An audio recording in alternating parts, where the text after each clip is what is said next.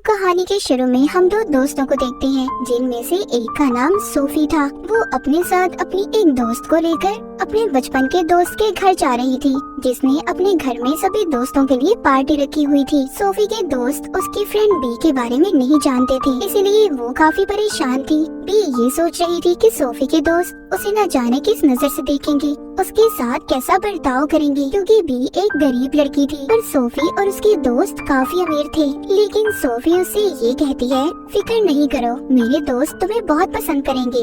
ये दोनों अब सोफी के दोस्त के घर पहुंच गए थे, जहां पर सोफी अपनी गाड़ी के शीशे को लेकर काफी गुस्सा होती है, क्योंकि वो बंद नहीं होता था। खैर सोफी बाहर निकल गई थी। बी गाड़ी में रुककर थोड़ा सा मेकअप करती है और फिर शीशे में देखकर उतर जाती है, पर यहाँ पर बी शीशे की लाइट्स जली ही छोड़ गई थी। दोनों घर के अंदर जाती हैं, जहाँ पर सोफी के सारे अमीर दोस्त पूल में खेल रहे थे। सब सोफी को देखकर बहुत खुश होते हैं, पर थोड़ा सा हैरान भी थे, क्योंकि उसने ग्रुप चैट में किसी को भी नहीं बताया था कि वो भी आने वाली है। सोफी को देखकर सब खुश तो थे, सिवाय एक दोस्त के अलावा, जो सोफी की पुरानी दोस्त थी, पर अब ये सोफी से नफरत करती थी। यहाँ पर सबने सोफी को काफी महीनों के बाद देखा था, इसलिए ये लम्हे खूबसूरत बनाने के लिए सोफी का एक दोस्त चैंपियन की बोतल खोलता है, वो भी एक काफी बड़े चाकू से। सब यहाँ पर शराब पीते हैं। जब ये सोफी को देते हैं तो वो मना कर देती है और कहती है, नहीं मैं इसे नहीं पीऊंगी, और बी तो शराब पीती ही नहीं थी। इसके बाद वहाँ पर बारिश होने लगी थी। सब भागकर अंदर जाने लगते हैं। अंदर आकर इसका एक दोस्त सोफी के कमरे में आता है, जिसके घर पर ये आई थी। सोफी उससे पूछती है, तुम्हारी आंख काली कैसे हुई, क्या हुआ है तुम्हारी आंख पर? वो बताता है कि कुछ देर पहले मेरे एक दोस्त से झगड़ा हो गया था और वो यहाँ से नाराज होकर चला गया। वो दोनों अपनी काफी पुरानी बातों को याद कर रहे थे। जब ये दोनों बैठे बातें कर रहे थे, तभी वो सोफी की पुरानी दोस्त बी के पास जाती है और कहती है कि बी जरा तुम सोफी से दूर ही रहना तो तुम्हारे लिए अच्छा होगा। इसके बाद बी जब किचन में जाती है तो वहाँ पर कुछ लड़कियाँ टिकटॉक वीडियोस बना रही थी। बी को इस माहौल में थोड़ा सा अजीब लग रहा था, क्योंकि वो बाकी लड़कियों की तरह एंजॉय नहीं करती थी। सभी लड़कियाँ बी से पूछती हैं कि तुम्हारी और सोफी की दोस्ती कैसी चल रही है। बी भी उनको जवाब देती है कि बहुत अच्छी। अब रात हो गई थी और अब हुई थी इनकी असल पार्टी शुरू। ये सभी बहुत ज्यादा मजे करती हैं, डांस करती हैं, शराब पीती हैं। यहाँ पर जब सोफी और बी डांस कर रहे थे तो उस दोस्त को ये बात अच्छी नहीं लगती, जो सोफी की पहले दोस्त थी, कि बी के साथ वो इतने ज्यादा मजे कर रही है और अब वो भी बी को अपने साथ डांस करने का कहती है। जब सोफी उसे ऐसा करते देखती है तो उसे ये बात अच्छी नहीं लग रही थी। सोफी यहाँ पर सबसे एक गेम खेलने का बोलती है। वो कहती है, हमें यहाँ पर एक गेम खेलनी चाहिए जिसका नाम है बॉडीज बॉडीज। इस गेम के रूल्स असूल बहुत ज्यादा है। सबको एक पेपर मिलेगा, जिसके पेपर पर एक्स लिखा हुआ होगा वो हम में से कातिल होगा, और जो कातिल होगा उसे सबको ढूंढना होगा, फिर जिसके बाद उन्हें मार देगा, असल में नहीं बस गेम में ही। और जो प्लेयर मर जाएगा उसे लेट कर बस मरने का नाटक करना होगा। फिर जो लाश को ढूंढेगा उसे बॉडीज बॉडीज कहकर शोर मचाना होगा। बस यही गेम है। सब इस गेम को खेलने के लिए तैयार थे। सभी गेम शुरू करने से पहले शराब पीते हैं और एक दूसरे को थप्पड़ मारते हैं। काफी अजीब था ये सब। ये सभी लाइट्स को बंद कर देते हैं। गेम को शुरू कर दिया जाता है। सब अपने फोन की लाइट्स को जलाकर एक एक करके छुप गए थे। बी अपने मोबाइल फोन की लाइट जलाकर छुपने की जगह को ढूंढ ही रही थी, तभी उसे आवाज आती है, बॉडीज बॉडीज, कातिल ने किसी को मार दिया था। यानी कि इसका मतलब ये था कि एक प्लेयर ने किसी को ढूंढ लिया है। सब अब दोबारा से इकट्ठे होते हैं। इनका एक दोस्त मर गया था, मतलब वो मरने का नाटक कर रहा था। सब सोचते हैं कि हमारे दरमियान में कातिल कौन है। सभी एक दूसरे पर इल्जाम लगा रहे थे। कोई कहता है कि तुम कातिल हो तो कोई कह रहा था कि तुम। इनमें आपस में झगड़ा हो गया था, पर ये गेम वाला झगड़ा नहीं था। ये लड़ाई इनकी असल लड़ाई में बदल जाती है। आधे लोग तो गेम छोड़कर यहाँ से जा चुके थे, तो जो लोग बचते हैं, जिनमें सोफी और बी भी शामिल थी, ये सोचती हैं गेम तो खत्म हो गई। दोबारा से ये शराब पीती हैं और एक दूसरे को पागलों की तरह थप्पड़ मारती हैं। लेकिन तभी अचानक से मौसम खराब हो गया था और बहुत तेज बारिश भी होने लगी थी। इस वजह से इनकी घर की लाइट भी चली जाती है।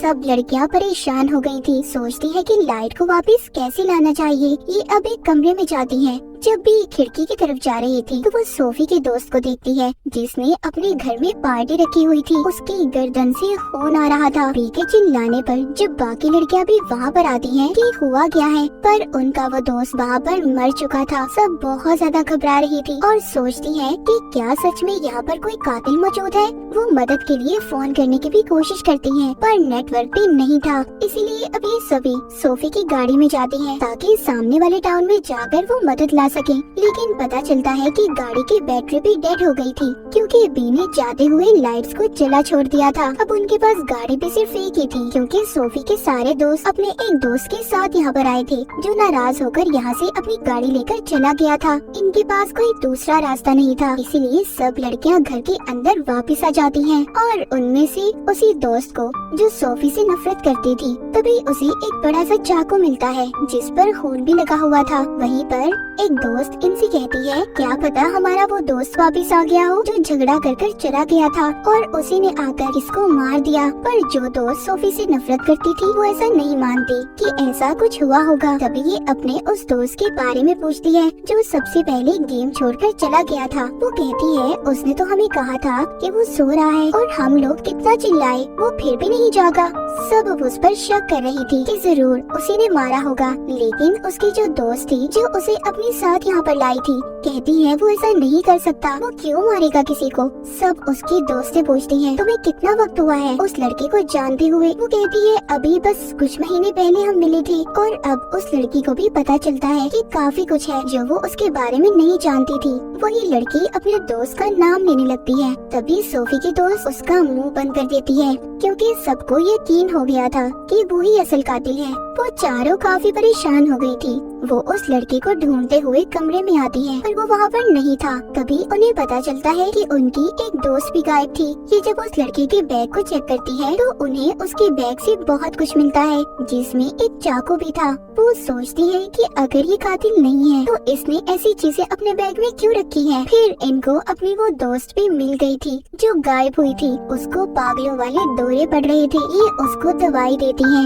जिसके बाद खुद भी सब आराम करती हैं। बाद में सभी लड़कियां उस लड़के के पास आती हैं जो एक कमरे में हेडफोन लगाकर लेटा हुआ था, इसीलिए उसे किसी चीज की आवाज नहीं आई थी। सभी लड़कियां उससे पूछती हैं कि इतना कुछ हो गया तुमने कुछ नहीं सुना। जब ये इसको चाकू दिखा रही थी तो तभी ये उनसे वो चाकू छीनने की कोशिश करता है। वो सभी को कहता है कि शांत हो जाओ और अपने चाकू को नीचे रखता है। पर तभी दो लड़कियां कूदकर उस पर हमला कर देती हैं, पर वो जैसे तैसे खुद को उनसे दूर करता है। तभी सोफी चाकू को उठाती है लेकिन वो लड़का उसे चाकू छीन लेता है। पीछे से बीबी देख रही थी। ये सोचती है कि ये सोफी को मार देगा, इसीलिए ये पीछे से आकर उसके सर पर वार करके उसे मार देती है। उसे देखकर सारी लड़कियों ने अपने होश खो दिए थे और जिसका वो लड़का दोस्त था वो तो काफी दुखी थी। बी को भी अपने ऊपर यकीन नहीं आ रहा था कि उसने किसी का खून कर दिया है। वो परेशानी में अपने कपड़ों पर ही उल्टी कर देती है। बाहर आकर फिर से सोफी की अपनी दोस्त के साथ लड़ाई हो गई थी। वो आपस में अपने उस दोस्त को लेकर झगड़ा कर रही थी जो सबसे पहले मरा था, जिसका ये घर था। सोफी कहती है कि तुम उसे प्यार नहीं करती थी, वो तो बस अमीर था इसीलिए तुम उसके साथ रह रही थी। उधर ही वो लड़की सोफी की बातें सुनकर कहती है कि अच्छा उसने तो मुझे ये भी कहा था कि शुक्र है उसकी जिंदगी से सोफी चली गई। सोफी का पागलपन भी उसे अब झेलना नहीं पड़ेगा। सब बातें सुनकर सोफी को काफी दुख होता है कि उसका इतना अच्छा दोस्त उसके बारे में ये सब सोच रहा था। सब बातें सुनकर सोफी उससे कहती है तुम मर जाती तो अच्छा होता। वो लड़की इसकी बातें सुनकर यहाँ से चली गई थी। उधर बी को दिखाया जाता है जो अपने जिस्म से खून को साफ करके कपड़े बदल रही थी।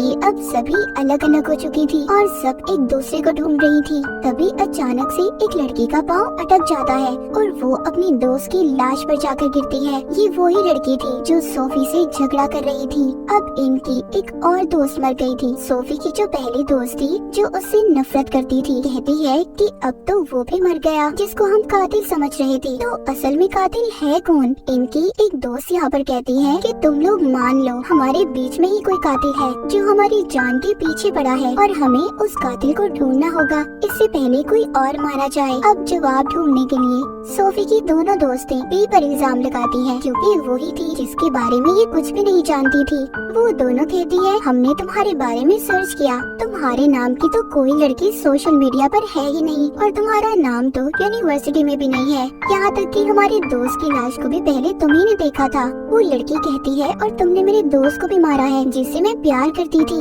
ये सब कहकर वो दोनों लड़कियाँ सोफी की दोस्त बी को घर से बाहर निकाल देती हैं। बाहर बहुत तेज तूफान था और बारिश भी बहुत तेज हो रही थी। इन्होंने घर के सभी दरवाजों को बंद कर दिया था, इसलिए बी अब सोफी की गाड़ी में छुपने के लिए चली जाती है। गाड़ी के शीशे को नीचे करती है और गाड़ी में जाकर बैठ गई थी। वो सूखे कपड़े पहनती है और चिप्स खाती है। वो फिर से जाने की कोशिश करती है। जब वो खिड़की पर खड़ी थी तो वो सोफी की दोस्त को देखती है जो सोफी से नफरत करती थी। वो अपने दोस्त के डैड की बंदूक को चुरा रही थी। कुछ देर के बाद बी को एक खुफिया रास्ता मिलता है जिससे वो घर के अंदर आ जाती है। वो सोफी और उसके साथ दूसरी लड़की को बताती है कि सोफी तुम्हारी ये दोस्त जिसका नाम जॉर्डन है उसके पास बंदूक है। पर जॉर्डन अपनी जेब दिखाती है, उसके पास कुछ भी नहीं था। उसकी जेब से एक पेपर गिरता है जिस पर एक्स लिखा हुआ था, यानी कि जॉर्डन ही कातिल थी। पर बी उनका इतना भरोसा तोड़ चुकी थी कि अब कोई भी बी पर यकीन नहीं कर रहा था। बी